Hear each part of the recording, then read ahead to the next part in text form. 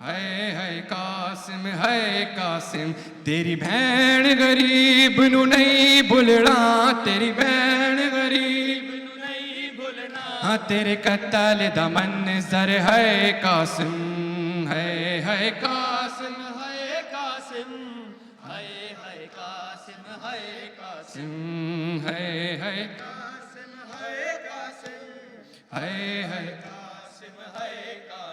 فروان کہا بیٹا قاسم کہہ دینا دادی زہرا سے فروان کہا بیٹا قاسم کہہ دینا دادی زہرا سے غربت کی کمائی ٹکڑوں میں غربت کی کمائی ٹکڑوں میں بھیجی ہے سجا کر ہے قاسم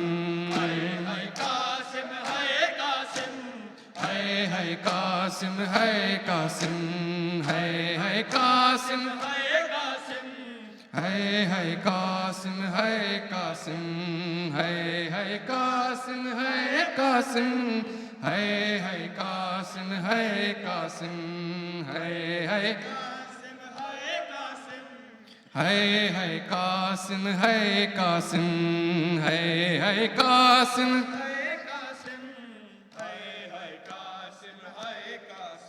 ہر سات محرم کو مہندی تیری یاد میں قاسم اٹھتی ہے سات محرم کو مہندی تیری یاد میں قاسم اٹھتی ہے ہاں دولہا دولہا قاسم دولہا دولہا دولہا قاسم دولہا ہوتا ہے لبوں پر ہے قاسم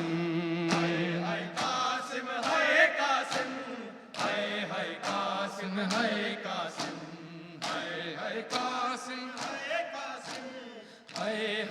قاسم ہے قاسم ہے قاسم ہے قاسم مہندیاں والے نو درداں دی ماری ماں وچ خیمے دے سمجھاوے مہندیاں والے نو درداں دی ماری ماں وچ خیمے دے سمجھاوے مہندیاں والے نو درداں دی ماری ماں وچ خیمے دے سمجھاوے مہندیاں والے نو درداں دی ماری ماں وچ خیمے دے سمجھاوے مہندیاں والے نو درداں دی ماری ماں سمجھاوے اے دی مرضی اے قاسم بچڑا اے دی مرضی اے قاسم بچڑا اج پیو دے فرض نبھاوے مہندیاں والے نو درداں دی ماری ماں وچ خیم سمجھاوے مہندیاں والے نو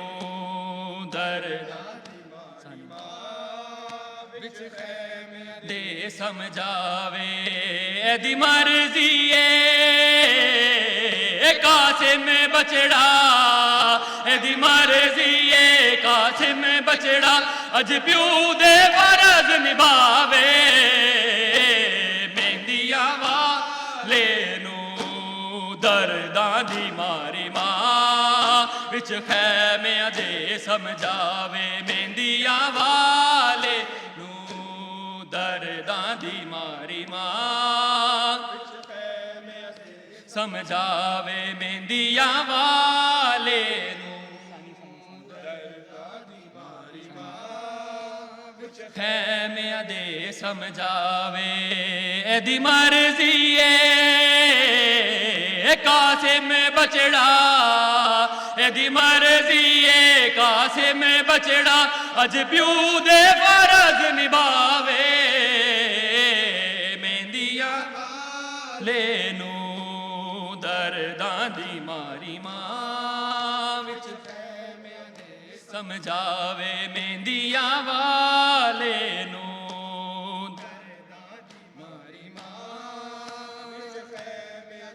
ਸਮਝਾਵੇ ਜਦੋਂ ਤੇਰੇ ਸਾਹਮਣੇ ਅਜੇ ਫੌਜੇ ਲਾਈਨ ਹੋਵੇ ਇੰਜ ਦਾ ਜਿਹਾਦ ਕਰ ਨਹੀਂ ਤੈਨੂੰ ਵੇਖ ਮੌਤ ਰੋਵੇ ਤੈਨੂੰ ਅੱਜ ਦੂਜਾ ਗਾਜ਼ੀ ਕਹਿ ਕੇ ਤੈਨੂੰ ਅੱਜ ਦੂਜਾ ਗਾਜ਼ੀ ਕਹਿ ਕੇ ਮੇਰਾ ਵੀਰ ਹੁਸੈਨ ਬੁਲਾਵੇ ਮਹਿੰਦੀਆਂ ਵਾਲੇ ਨੂੰ ਦਰਦਾਂ ਦੀ ਮਾਰੀ ਮਾਂ ਵਿੱਚ ਖੈਮਿਆਂ ਦੇ ਸਮਝਾਵੇ ਮਹਿੰਦੀਆਂ ਵਾਲੇ ਨੂੰ ਦਰਦਾਂ ਦੀ ਮਾਰੀ ਮਾਂ ਵਿੱਚ ਖੈਮਿਆਂ ਦੇ ਸਮਝਾਵੇ ਮਹਿੰਦੀਆਂ ਵਾਲੇ ਨੂੰ ਦਰਦਾਂ ਦੀ ਮਾਰੀ ਮਾਂ ਵਿੱਚ ਖੈਮਿਆਂ ਦੇ ਸਮਝਾਵੇ ਇਹਦੀ ਮਰਜ਼ੀ ਏ ਕਾਸਿਮ ਬਚੜਾ ਇਹਦੀ ਮਰਜ਼ੀ ਏ ਕਾਸਿਮ ਬਚੜਾ ਅੱਜ ਪਿਓ ਦੇ ਫਰਜ਼ ਨਿਭਾਵੇ ਮਹਿੰਦੀਆਂ ਵਾਲੇ ਨੂੰ ਦਰਦਾਂ ਦੀ ਮਾਰੀ ਮਾਂ ਸਮਝਾਵੇ ਰੇਤਾਂ ਦੇ ਪੱਥਰਾਂ ਤੇ ਤੀਰਾਂ ਤੇ ਨੇਜ਼ਿਆਂ ਤੇ ਸੁੰਮਾਂ ਦੇ ਗੋੜਿਆਂ ਤੇ ਸਹਿਰਾ ਦੇ ਜ਼ਰਿਆਂ ਤੇ ਮੇਰਾ ਜੀ ਕਰਦਾ ਤੇਰੀ ਮਹਿੰਦੀ ਨੂੰ ਮੇਰਾ ਜੀ ਕਰਦਾ ਤੇਰੀ ਮਹਿੰਦੀ ਨੂੰ ਰੰਗ ਕਰਬਲ ਦਾ ਚੜ ਜਾਵੇ ਮਹਿੰਦੀਆਂ ਵਾਲੇ ਨੂੰ ਦਰਦਾਂ ਦੀ ਮਾਰੀ ਮਾਂ ਵਿੱਚ ਖੈਮਿਆਂ ਦੇ ਸਮਝਾਵੇ ਮਹਿੰਦੀਆਂ ਵਾਲੇ ਨੂੰ ਜੀ ਜੀ ਆਪ ਸਭ ਜੀ ਵਿੱਚ ਖੈਮਿਆਂ ਦੇ ਸਮਝਾਵੇ ਮਹਿੰਦੀਆਂ ਵਾਲੇ ਨੂੰ ਦਰਦਾਂ ਦੀ ਮਾਰੀ ਮਾਂ ਵਿੱਚ ਖੈਮਿਆਂ ਦੇ ਸਮਝਾਵੇ ਇਹਦੀ ਮਰਜ਼ੀ ਏ ਕਾਸਿਮ ਬਚੜਾ ਇਹਦੀ ਮਰਜ਼ੀ ਏ ਕਾਸਿਮ ਬਚੜਾ ਅੱਜ ਪਿਓ ਦੇ ਫਰਜ਼ ਨਿਭਾਵੇ ਮਹਿੰਦੀਆਂ ਵਾਲੇ ਨੂੰ ਦਰਦਾਂ ਦੀ ਮਾਰੀ ਮਾਂ ਵਿੱਚ ਖੈਮੇ ਦੇ ਸਮਝਾਵੇ ਜ਼ੈਨਬ ਦੇ ਦੋਵੇਂ ਬਚੜੇ ਲੈਲਾ ਦਾ ਸੋਹਣਾ ਅਕਬਰ ਇਵੇਂ ਜੰਗ ਤੂੰ ਕਰਨੀ ਕਾਸਿਮ ਜਿਵੇਂ ਜੰਗ ਕਰੇਗਾ ਅਸਗਰ ਐ ਯਾਦ ਰਹੀ ਤੇਰੀ ਉਜੜੀ ਨੂੰ ਐ ਯਾਦ ਰਹੀ ਤੇਰੀ ਉਜੜੀ ਨੂੰ ਕਿਸ ਮਾਂ ਤੋਂ ਸ਼ਰਮ ਨਾ ਆਵੇ ਮਹਿੰਦੀਆਂ ਵਾਲੇ ਨੂੰ ਦਰਦਾਂ ਦੀ ਮਾਰੀ ਮਾਂ ਵਿੱਚ ਖੈਮਿਆਂ ਦੇ ਸਮਝਾਵੇ ਮਹਿੰਦੀਆਂ ਵਾਲੇ ਨੂੰ ਦਰਦਾਂ ਦੀ ਮਾਰੀ ਮਾਂ ਵਿੱਚ ਖੈਮਿਆਂ ਦੇ ਸਮਝਾਵੇ ਮਹਿੰਦੀਆਂ ਵਾਲੇ ਨੂੰ ਦਰਦਾਂ ਦੀ ਮਾਰੀ ਮਾਂ ਵਿੱਚ ਖੈਮਿਆਂ ਦੇ ਸਮਝਾਵੇ ਇਹਦੀ ਮਰਜ਼ੀ ਏ ਕਾਸਿਮ ਬਚੜਾ ਇਹਦੀ ਮਰਜ਼ੀ ਏ ਕਾਸਿਮ ਬਚੜਾ ਅੱਜ ਪਿਓ ਦੇ ਫਰਜ਼ ਨਿਭਾਵੇ ਮਹਿੰਦੀਆਂ ਵਾਲੇ ਨੂੰ ਦਰਦਾਂ ਦੀ ਮਾਰੀ ਮਾਂ ਵਿੱਚ ਖੈਮੇ ਦੇ ਸਮਝਾਵੇ ਅਕਬਰ ਜਦੋਂ ਵੀ ਗਠਰੀ ਫਰਵਾਨੇ ਖੋਲਿਓ ਸੀ ਆਵਾਜ਼ ਟੁਕੜਿਆਂ ਚੋਂ ਕਾਸਿਮ ਦੀ ਆਇਓ ਸੀ ਮਹਾਰਾਜ਼ੀਏ ਯਾ ਹਰ ਟੁਕੜਾ ਮਹਾਰਾਜ਼ੀਏ ਯਾ ਹਰ ਟੁਕੜਾ ਫਿਰ ਲੜਨ ਨੂੰ ਮਕਤਲ ਜਾਵੇ ਮਹਿੰਦੀਆਂ ਵਾਲੇ ਨੂੰ ਦਰਦਾਂ ਦੀ ਮਾਰੀ ਮਾਂ ਵਿੱਚ ਖੈਮਿਆਂ ਦੇ ਸਮਝਾਵੇ ਮਹਿੰਦੀਆਂ ਵਾਲੇ ਨੂੰ ਮਾਂ ਵਿੱਚ ਖੈਮਿਆਂ ਦੇ ਸਮਝਾਵੇ ਮਹਿੰਦੀਆਂ ਵਾਲੇ ਨੂੰ ਦਰਦਾਂ ਦੀ ਮਾਰੀ ਮਾਂ ਵਿੱਚ ਖੈਮਿਆਂ ਦੇ ਸਮਝਾਵੇ ਅਕਬਰ ਜਦੋਂ ਵੀ ਗਠਰੀ ਫਰਵਾ ਨੇ ਖੋਲਿਓ ਸੀ ਆਵਾਜ਼ ਟੁਕੜਿਆਂ ਚੋਂ ਕਾਸਿਮ ਦੀ ਆਇਓ ਸੀ ਮਹਾਰਾਜ਼ੀਏ या हर टुकड़ा महाराजिए या हर टुकड़ा फिर लड़न नु मकतल जावे मेहंदियां वाले नू दर्दां दी मारी मां विच खैमियां दे समझावे मेहंदियां वाले नू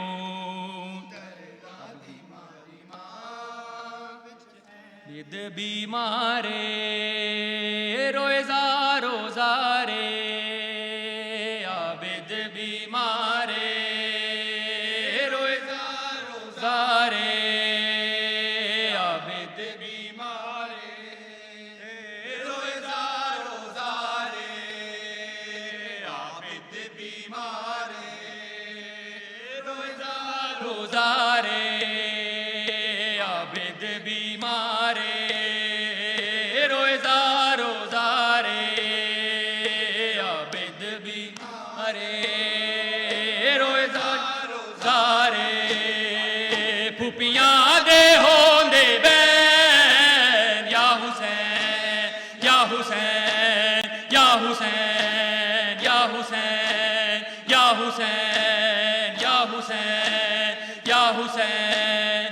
हुसैन अकबर दा लाशा सुगरा दियां सा अकबर दा लाशा सुगरा दियां सा अकबर दा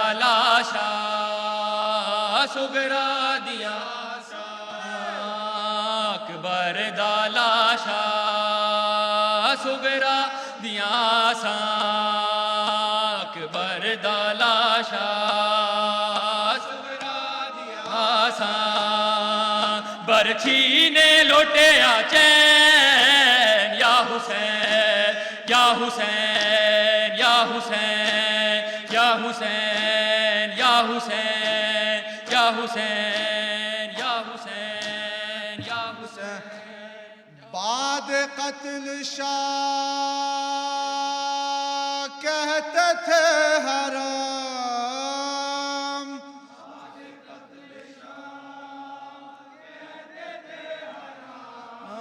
बाद कत्ल शाह कहते थे हराम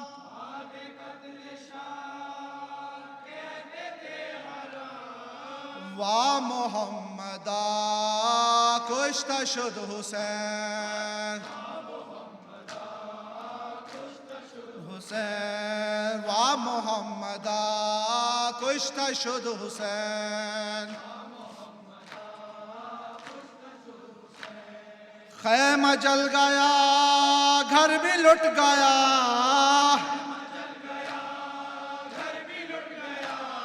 खैमा जल गया घर भी लुट गया वाह मोहम्मदा कुश्ता शुद हुसैन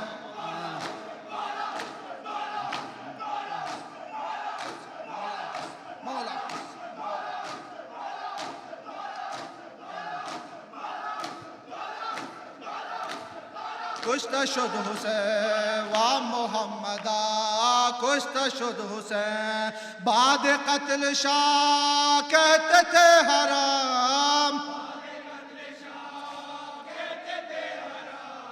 वाह मोहम्मदा कुश्ता शुद हुसैन गोद उजड़ गई झूला जल गया गोद उजड़ गई झूला जल गया वाह मोहम्मदा कुश्ता शुद हुसैन कुश्ता शुद हुसैन वाह मोहम्मदा कुश्ता शुद हुसैन बावफा के भी बाजू कट गए वफा के भी بازو کٹ گئے، با وفا کے بھی بازو کٹ گئے، اے واہ محمدہ کشتہ شد حسین، حسین واہ محمدہ کشتہ شد حسین، واہ محمدہ کشتہ شد حسین، خیمہ جل گیا گھر بھی لٹ گیا، خیمہ جل گیا گھر بھی لٹ گیا، خیمہ جل گیا گھر بھی لٹ گیا، واہ محمدہ کشتہ شد حسین، واہ